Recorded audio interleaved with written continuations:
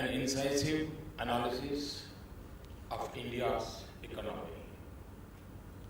It has become an essential part of the finance landscape.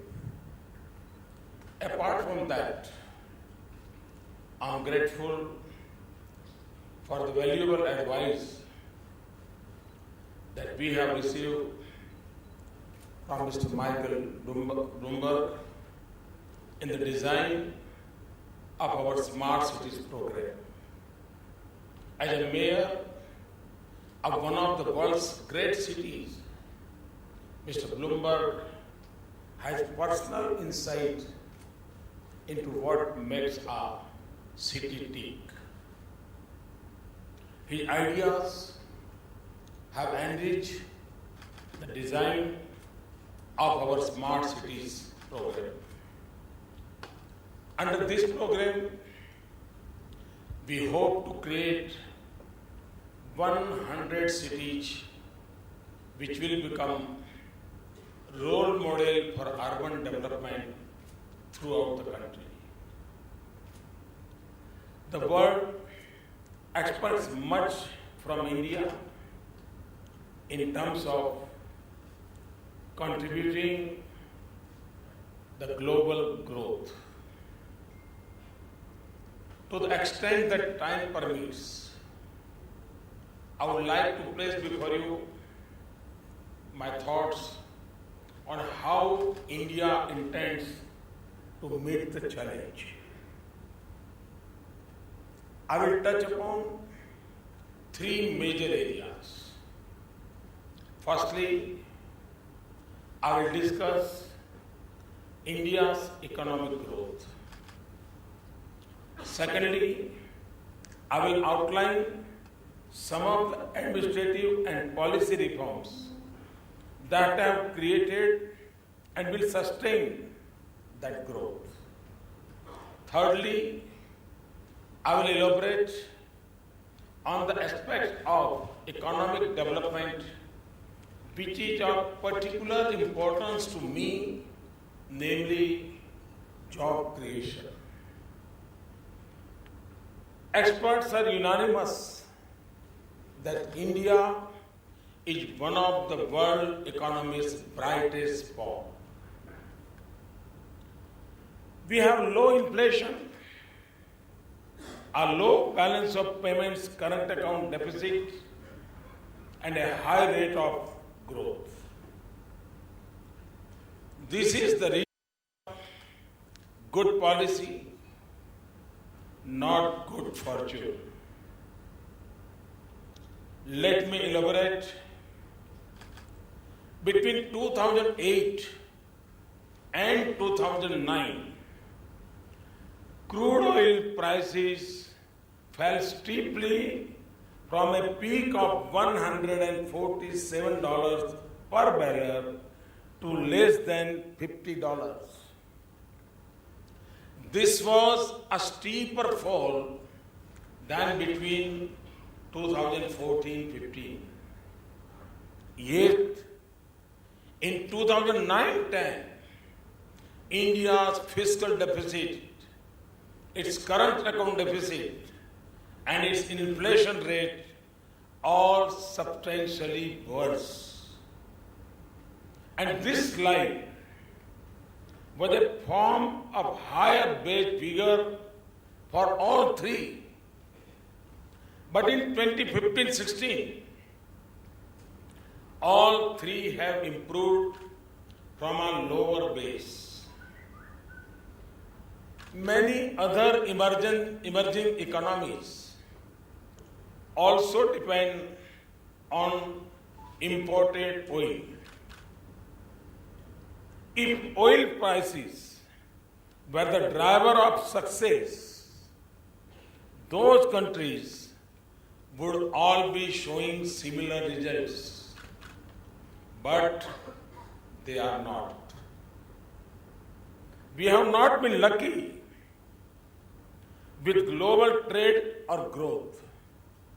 Both are low and have not helped us in terms of exports stimulus.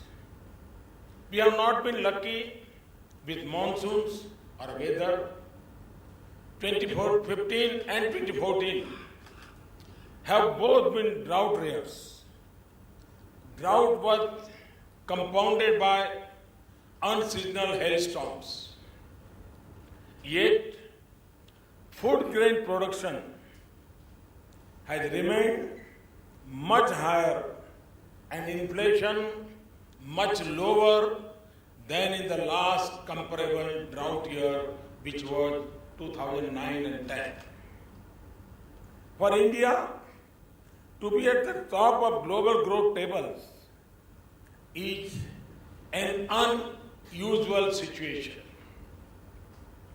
Obviously, there are some who find that difficult to digest and come up with imaginative and fanciful ideas to belittle that achievement. The fact is that India's economic success is the hard-won result of prudence, sound policy, and effective management. I will elaborate on some of our policies later, but for now, let me emphasize just one fiscal consolidation. We have made ambitious fiscal targets in each of the previous 2 fiscal years. We have reduced the deficit even while increasing capital expenditure.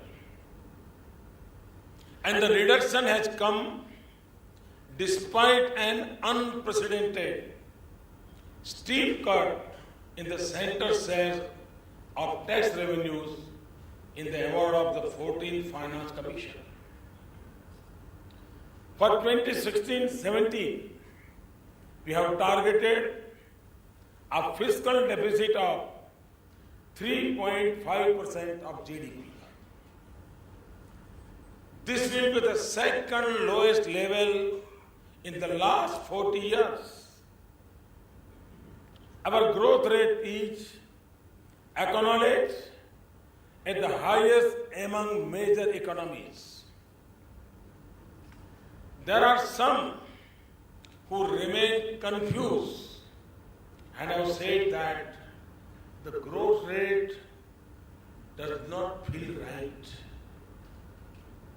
Perhaps I can be of some assistance to them in reducing the confusion by stating facts and place of feelings.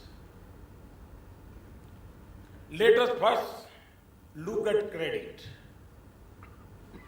There has been a smart pickup in credit growth after September 2015. Credit uptake between February 2015 and February 2016 increased by 11.5%.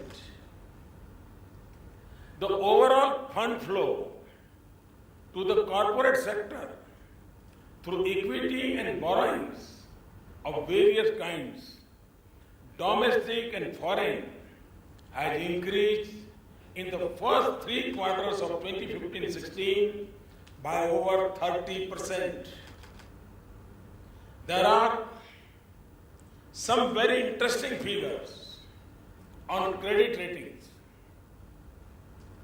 In 2013 and 2014, the number of firms whose credit rating was downgraded was much higher than those who were upgraded. That has now changed decisively. Upgrades are up and downgrades are down. In the first half of fiscal year 2015-16, for every company getting a downgrade, there were more than 2 companies which received upgrades the best level in recent years. Among firms with low levels of leverage, the situation is even better. Upgrades exceed downgrades by a huge margin. The number of upgrades is 6.8 times the number of downgrades for large firms with low leverage.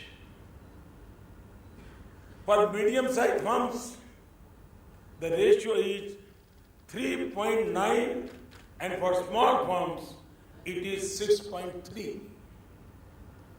These are exceptionally robust numbers. The only segment showing an increase in downgrades is highly leveraged large firms. The government and Reserve Bank have taken tough action to recover dues from large corporate defaulters. Perhaps the noise from this segment has influenced media perceptions. Moving from credit to investment, net foreign direct investment in the third quarter of the current financial year was an all-time record. But to me, more interesting is the dramatic increase in certain important sectors.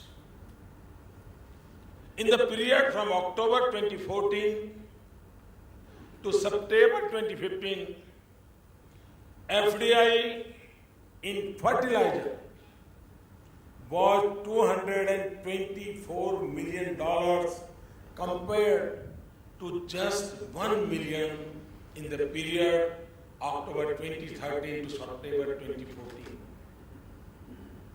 In sugar, it was $125 million compared to just $4 million. In agriculture machinery, it doubled to $57 million from $28 million. These are sectors that are closely connected with the rural economy. I am thrilled to see that foreign investment is flowing into this rural economy. In the year up to September 2015, FDI in construction activities showed 360% growth. Computer software and hardware had 285% growth. FDI in the automobile industry grew 71%. This is concrete evidence that the Make in India policy is having effect in employment-intensive sectors.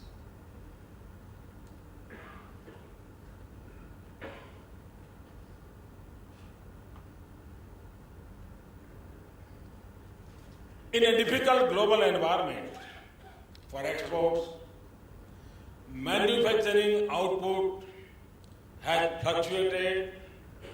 However, several key subsectors of manufacturing are growing rapidly.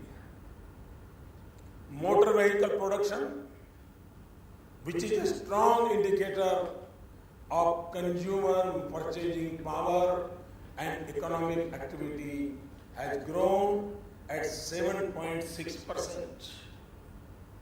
The employment-intensive bearing apparel sector has grown at 8.7%.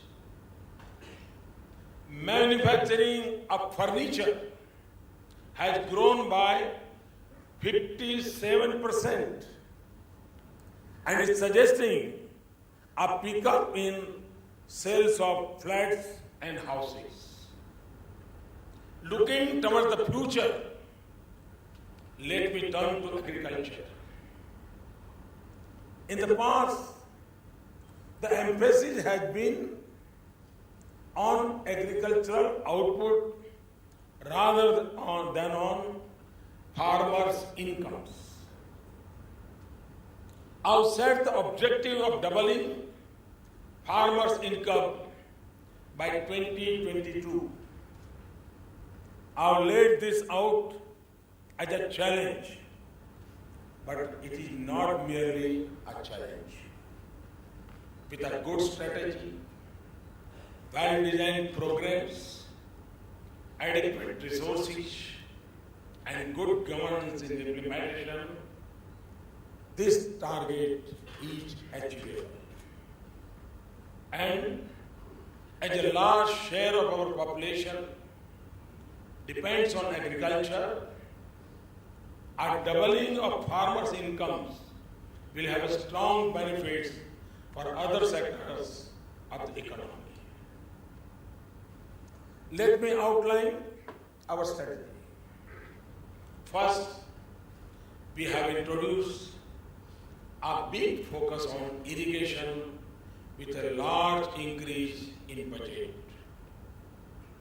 We are taking a holistic approach which combines irrigation with water conservation. The aim is per drop, more crop. Second, we are focusing on provision of quality seeds and on efficiency of nutrient use. The provision of soil health cards enables accurate selection of inputs according to the requirements of each field. This will lower cost of production and increase net income. Third, a large portion of the harvest is lost before it reaches the consumer. In perishables, loss occurs in transit. In non-perishable, it happens during storage. We are reducing post-harvest losses through big investment in warehousing, infrastructure, and cold chain. We have greatly increased the outlay for agriculture infrastructure. Fourth, we are promoting value addition through food processing. As an example, in response to a call from me, Coca-Cola has recently started adding fruit juice to some of its added drinks.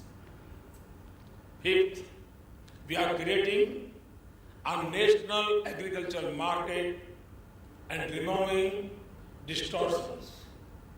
A common electronic market platform is being introduced across 585 regulated wholesale markets. We want to ensure that a higher share of the final price goes to the farmer with less going to middlemen. The introduction of FDI in marketing of domestic food products in this budget is with the same objective.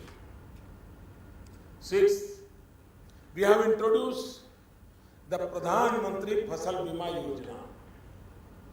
It is a comprehensive nationwide crop insurance program which offers farmers protection from risks beyond their control at an affordable cost.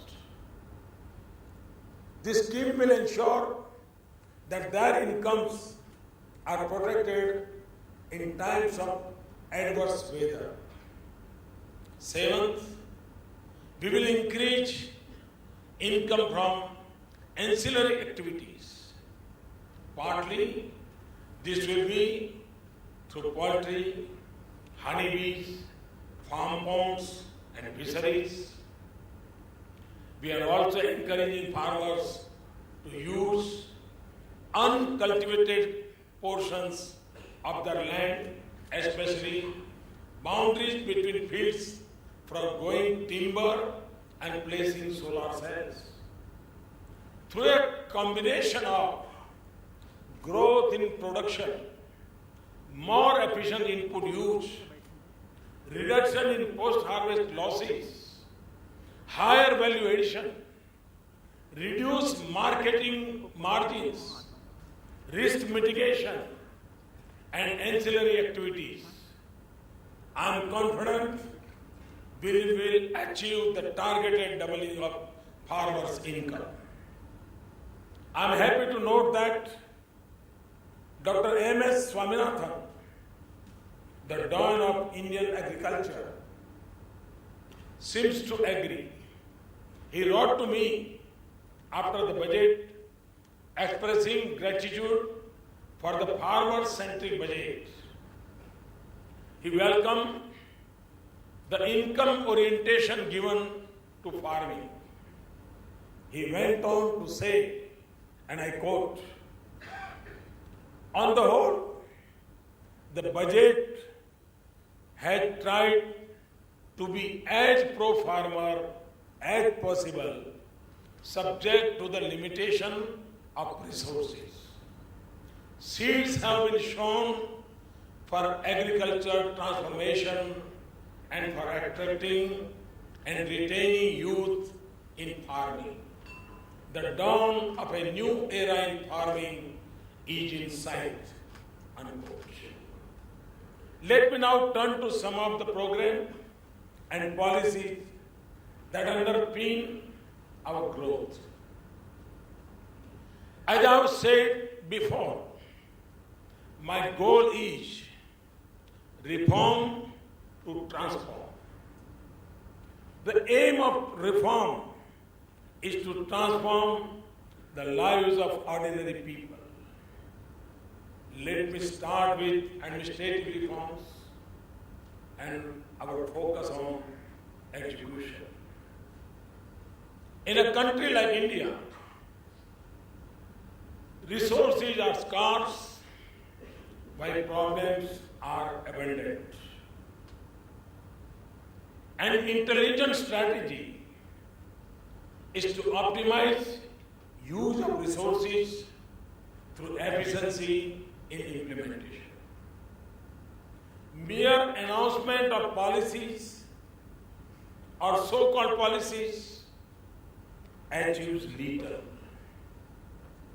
Even more than reform policies, we need transformed execution. Let me illustrate. The National Food Security Act was passed in 2013 but remained without implementation in most of the states.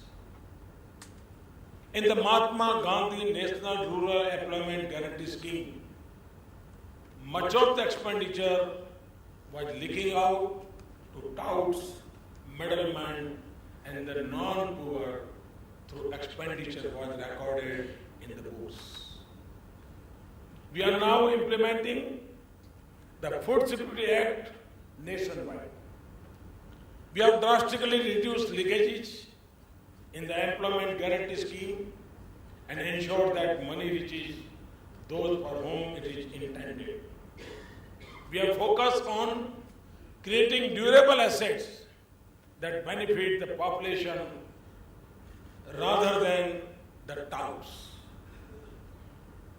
And instead of taking about the virtues of financial inclusion, we have actually completed the task and brought over 200 million people into the banking system. our record on implementation in general and reduction in corruption in particular is now well understood. So I will be brief. Coal, minerals and spectrum have been auctioned transparently, raising large amounts. Managerial improvements have resulted in elimination of the power shortage, a record high in highway construction per day, and record port throughput. We have a launch in number of new programs across various sectors. Many legacy issues have been solved. The number of stalled projects has declined. The long-closed Dabhol power plant is operational again, thanks to our coordinated efforts. And is generating power, saving jobs, and avoiding bad debts for the banks. Let me now turn to policy reforms. I have referred to the durable reduction in inflation since this government took office. This is partly attributable to bold measures taken to strengthen monetary policy. Last year, we entered into a monetary framework agreement with the Reserve Bank of India. This year, we have introduced in the Finance Bill amendments to the Reserve Bank of India Act. Under this amendment, the RBI will have an inflation target and will set monetary policy through a monetary policy committee. The committee will have no member from the government. Through this reform, monetary policy will acquire an inflation focus and a level of institutional autonomy unprecedented in major emerging markets and greater than several developed countries. Together with our adherence to the part of fiscal consolidation, this is a testimony to a strong commitment to macroeconomic prudence and stability. Another major policy reform is in the petroleum sector. Under new hydrocarbon exploration licensing policy, there will be pricing and marketing freedom and a transparent revenue sharing methodology. This will eliminate many layers of bureaucratic controls. For ongoing projects which have not been developed, we have also given marketing and pricing freedom subject to a transparent ceiling based on published import parity prices. For renewal of existing production sharing contracts, we have introduced a transparent method involving a flat percentage increase in government profit share. This removes discretion and uncertainty. Parliament has passed the Real Estate Regulation Act, which will go a long way in transforming the real estate market, protecting buyers and promoting honest and healthy practices. Along with the passing of this long pending bill, we have introduced tax incentives for developers and buyers of housing for the neo-middle class and the poor. The Uday scheme in the power sector has permanently changed the incentive structure for state governments. Ambitious operational targets are backed by credible incentive to perform. Under this scheme, in a phased manner, State governments will have to take over losses of distribution companies and count them against their fiscal deficit target. This imposes a hard budget constraint on the states. It creates a powerful incentive for states to manage the electricity sector efficiently. Already 9 states, accounting for over 40% of the total debt of distribution companies, have entered into memorandum of understanding with the central government. Another 9 have agreed to do so. You are probably aware of this government's sweeping policy reforms in renewable energy. From an average of less than 1,500 megawatts of solar capacity addition per annum, we are moving up to 10,000 megawatts per annum. When I announced our target of 175 gigawatts of renewables as a pillar of our climate change strategy, many were surprised and some were skeptical. Yet, this month, the International Energy Agency has reported that a surge in renewable has already halted global growth in energy-related carbon emissions. Parliament has recently passed a new law on inland waterways which will enable the rapid development of the efficient mode of transportation. This will increase the number of navigable waterways from 5 to 106. Foreign direct investment policy has been transformed by allowing investment in hitherto closed sectors like railways and defense and enhancing investment limits in insurance and many other sectors. These reforms are already bearing fruits.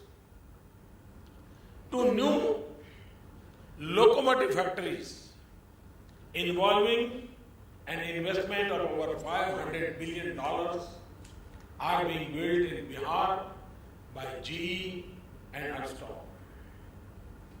In insurance, 9,600 crore rupees, approximately $150 million of FDI in 12 companies from leading global insurance has already been approved. We have enhanced the limits for foreign investment in stock exchanges and allowed them to be listed.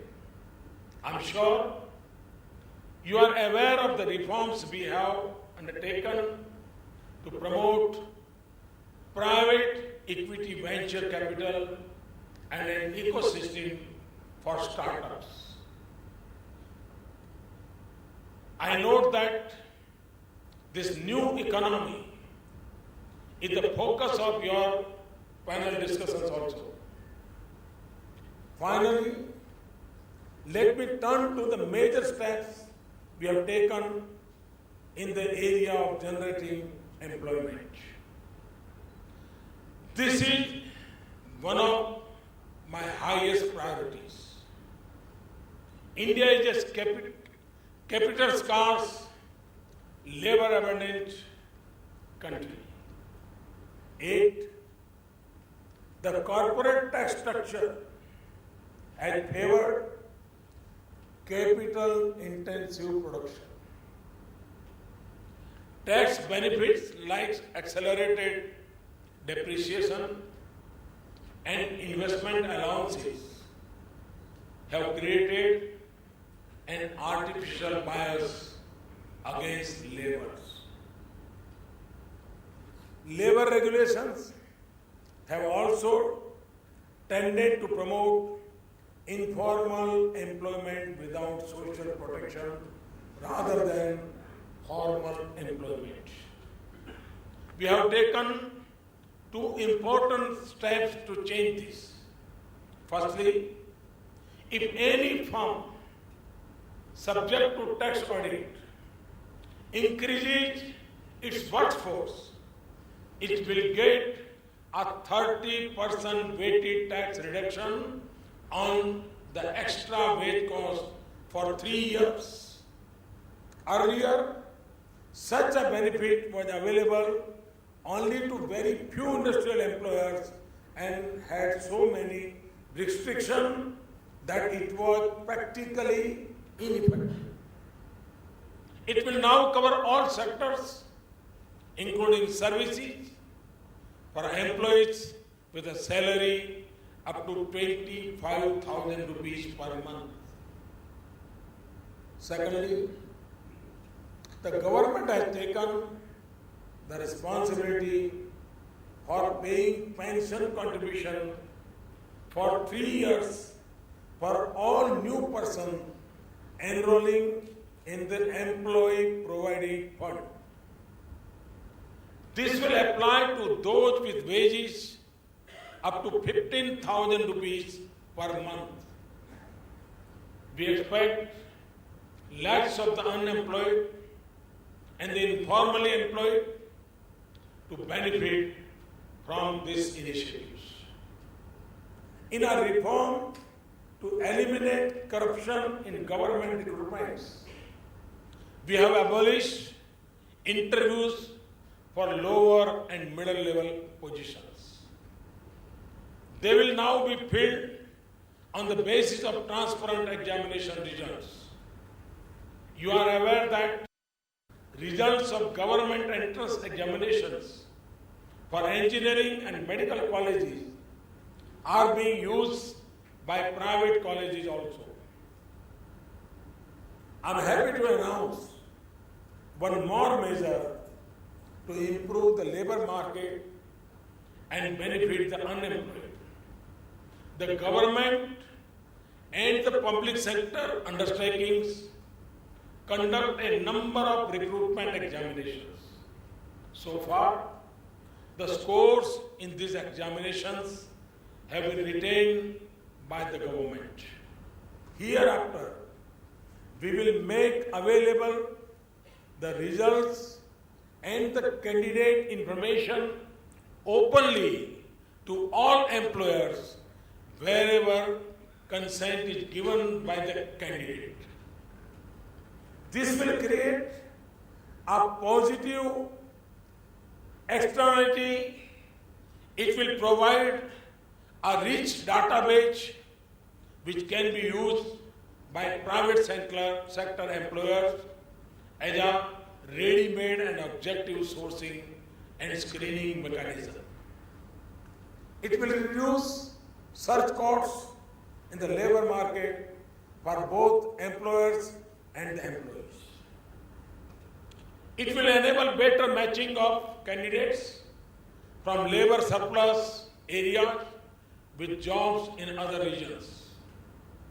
You may be aware of the spectacular progress of the Pradhan Mantri Mudra Yojana. Over 31 million loans have been sanctioned to entrepreneurs for a total value of nearly $90 billion this year. You will be pleased to know that 77% of these entrepreneurs are women and 22% of them are from the scheduled caste and scheduled tribes. Even if we assume conservatively that on average each enterprise creates just one sustainable job, this initiative itself amounts to 31 million in new employment. The Stand Up India scheme will also provide 250,000 entrepreneurship loans to women and scheduled castes and scheduled tribes. My government's measures on skill development are well known. In the budget, we also announced two path-breaking reforms in the education sector, which I wanted to elaborate. Our aim is to empower higher educational institutions to help them attain the highest standards. To start with, we will provide an enabling regulatory architecture to 10 public and 10 private institutions so that they emerge as world-class teaching and research institutions. The regulatory framework will be separate from existing structure like University Grant Commission and All India Council for Technical Education. They will have complete autonomy on academic, administrative, and financial matters. We will provide additional resources for the next 5 years for the 10 public universities. This will eventually allow ordinary Indians affordable access to world-class degree courses. This initiative is the beginning of a journey to restore the original mandate of higher education regulators. There should be facilitators and guides driven by norms of self-disclosure and transparency instead of top-down command and control. Eventually, through regulatory reform, we aspire to world-class standards in all colleges and universities. Another initiative is in school education. We have achieved much quantitative progress in access and pupil-teacher ratio. The foundation of today's knowledge economy is the quality of its school leavers. We have now decided that the quality of learning outcomes will be the government's primary objective. Accordingly, we will allocate an increasing share of resources under the Sarva Shiksha Abhiyan to quality. These funds will be used to promote local initiatives and innovations to improve learning outcomes.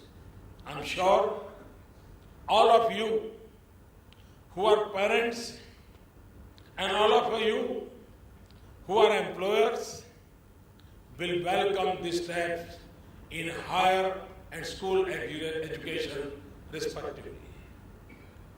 In conclusion, ladies and gentlemen, we have initiated many steps, many more lie ahead. Some have begun bearing fruits. What we have achieved so far gives me the confidence that with the support of the people, we can transform India. I know it will be difficult, but I'm sure it is doable. And I'm confident it will be done. Thank you.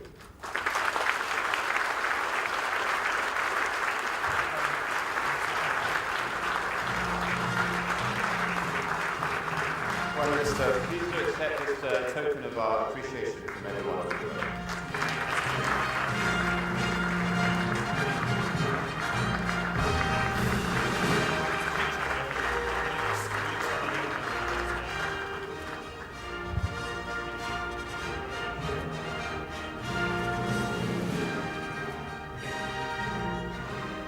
Honourable Prime Minister, it's my great pleasure to formally thank you again for your words today, your very wide-ranging and detailed speech on your vision for the Indian economy. I was particularly struck by the vast range of the policy reforms that your government is undertaking, and certainly the focus and energy with which you're pursuing each of these goals, whether it be agricultural reform, the economic development of the countryside and the cities with the Smart Cities Initiative, the push to change, to create a monetary policy committee in the central bank, and of course the crucial question of job creation across the nation. Issues that are both interesting for the Indian public here at home and also for our global audience of investors. You said that the world expects much from India, and indeed it does. You also said that the economic growth that we are enjoying in this country now is the result of good policy